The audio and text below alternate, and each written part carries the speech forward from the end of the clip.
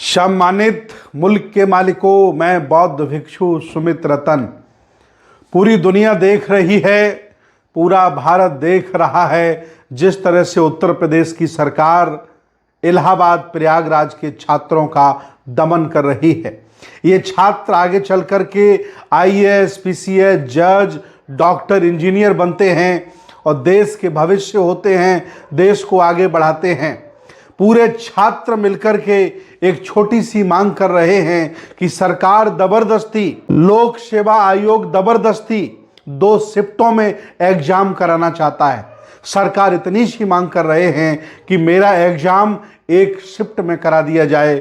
2 बार में हम अगर एग्जाम देते हैं तो नुकसान होगा और ये नुकसान होना हमारे भविष्य के लिए बहुत दुखद होगा। सरकार को इस संवेदनशील मुद्दे को आसानी से समझ लेना चाहिए था। छात्र आंदोलन उग्र न हो। आज ये स्थिति है कि प्रयागराज लोक सेवा आयोग छावनी में तब्दील हो गया है। चारों तरफ पुलिस ही पुलिस है, पीएसी लगा दी गई है। हो सकता है कि सरकार छात्रों पर दमन करने के लिए आर्मी को भी बुला ले। मैं दावे के साथ कह रहा हूं कि अभी सरकार बहुत दमन करेगी, क्योंकि सरकार ने इससे प्रेस्टीज इशू से आंदोलन को जोड़ लिया है। आरोप लगाया है ये आंदोलन नहीं है, विपक्षी लोग इस आंदोलन को करा रहे हैं। कई लोगों के खिलाफ, छात्र नेताओं के खिलाफ एफआईआर दर्ज कराई गई है। कई छात्र नेता जेल भेज दिए गए हैं, नैनी जेल शिफ्ट कर दिए गए हैं और अन्य छात्रों की बहुत तेजी से, जिनको जो नाम दर्ज किए गए हैं, उनकी तलाश जारी की जा रही है। आज तीसरा दिन है। तीसरे दिन भी छात्रों ने अपने आप को रोका नहीं। छात्र आंदोलित हैं और बहुत गुस्से में हैं। वो मोबाइल की लाइट जलाकर लोक सेवा आयोग के चारों तरफ आंदोलन कर रहे हैं। छात्रों ने या सरकार ने, यह तय नहीं है कि किसी ने लिख दिया है चिलम आयोग, किसी ने लिख दिया है झूठा आयोग, लोक सेवा आयोग को बदनाम किया जा रहा है। हालांकि हो सकता है कि छात्रों द्वारा ये कुकृत्य किया गया हो। दूसरा ये भी है कि सरकार के लोग इस कुकृत्य को कर दिए हों ताकि हम छात्रों को बदनाम कर सकें। ये कोई बहुत बड़ी समस्या नहीं है। इससे सरकार को इस मामले को प्रेस्टीज इशू नहीं बनाना चाहिए था। आज मैं सरकार से निवेदन करता हूं कि छात्र जैसा चाह रहे हैं वैसा किया जाए और छात्रों को वापस पढ़ने के लिए विदा किया जाए, ताकि वो पढ़ें, अच्छे से पढ़ें और पढ़ लिख करके एक होनहार, काबिल, जाबाज अधिकारी बने। आईएएस बने, जज बने, डॉक्टर बने, इंजीनियर बने, पीसीएस अफसर बने, अच्छे एसडीएम बने। लेकिन सरकार नहीं चाह रही है, क्योंकि ईमानदारी से कोई परीक्षा हो। अब तक का इतिहास है उत्तर प्रदेश सरकार का कि एक भी परीक्षा ये लोग ईमानदारी से नहीं करा पाए। हर परीक्षा में इनका पेपर लीक हो जाता है। ये गर्व करते हैं कि सरकार हम बहुत अच्छी चला रहे हैं, और सरकार में जो नुमाइंदे बैठे हैं वो खास जाति के हैं, खास वर्ग के हैं, फिर भी एक भी काम अच्छा नहीं कर पा रहे हैं। हाईवे बनाते हैं तो वो गिर जाता है, पुल बनाते हैं तो वो गिर जाता है, परीक्षा कराते हैं तो पेपर लीक हो जाता है, या और भी जो भी काम ये करते हैं सब नुकसान होता है। जबकि खास वर्ग के लोग, खास जाति के लोग पूरे उत्तर प्रदेश में खास खास पदों पर बैठे हैं। छात्र नाराज हैं, छात्र गुस्से में हैं कि अचानक ये बदलाव कैसे।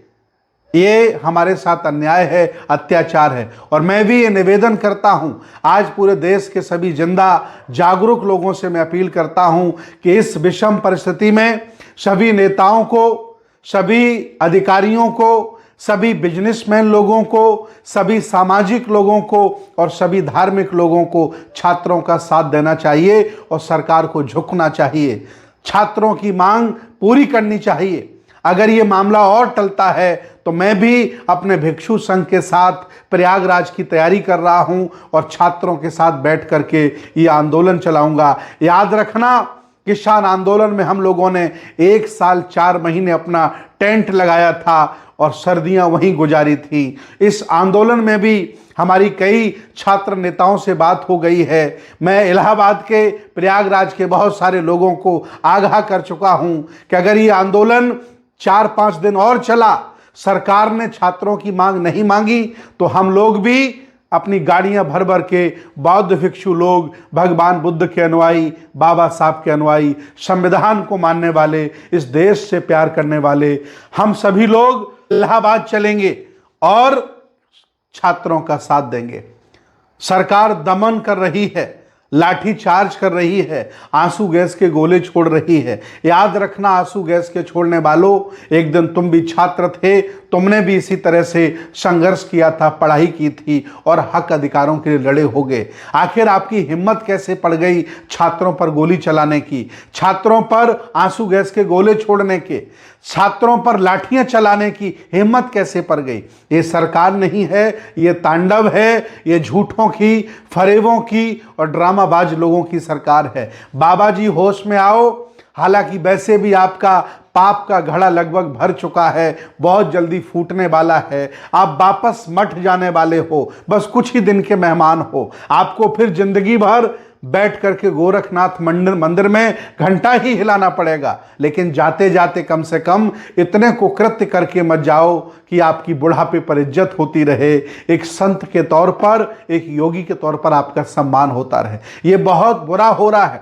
हम सब लोग छात्रों के साथ खड़े हैं। सरकार झुके और जाकर के लोक सेवा आयोग का जो अध्यक्ष आपने बना के बैठा रखा है, वो भी ठाकुर जाति का है। इतना अभिमानी और घमंडी है कि वो पुलिस को बुला करके छात्रों पर लाठी चार्ज करा रहा है, बजाय उनकी सुनने के लिए। और छात्र आज दिन तक शांतिपूर्वक बहुत ही अच्छी तरीके से आंदोलन कर रहे हैं। वो उग्र नहीं हैं, सरकारी संपत्ति कोई नुकसान नहीं पहुंचा रहे हैं, न स्थानीय लोगों को नुकसान पहुंचा रहे हैं। हालांकि उनके पास कुछ है भी नहीं।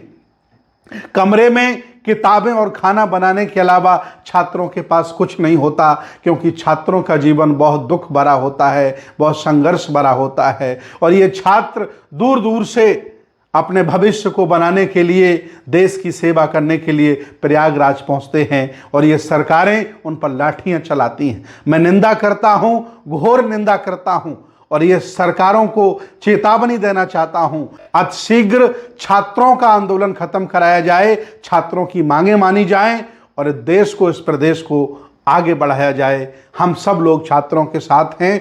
4-5 दिन का अल्टीमेटम है। अगर आपने छात्रों की मांगें पूरी नहीं की तो हम लोग आ रहे हैं प्रयागराज और फिर ये आंदोलन 1 साल चल सकता है और सरकार को झुकना पड़ सकता है। आ रहा हूं प्रयागराज।